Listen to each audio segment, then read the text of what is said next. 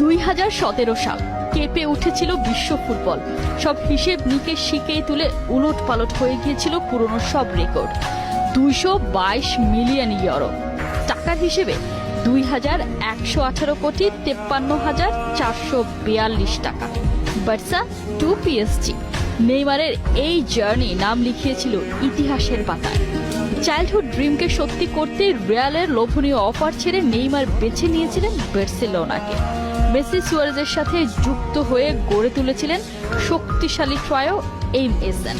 Brazilian সুপারস্টারের সুযোগ ছিল এই ট্রায়োকে আরও অপ্রতিরোধ্য করার, অথচ কিনা ছাড়লেন ক্লাব।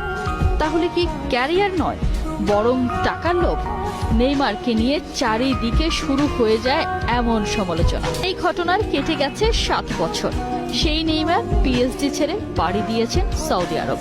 প্রশ্ন হতেই পারে, এত বছর পর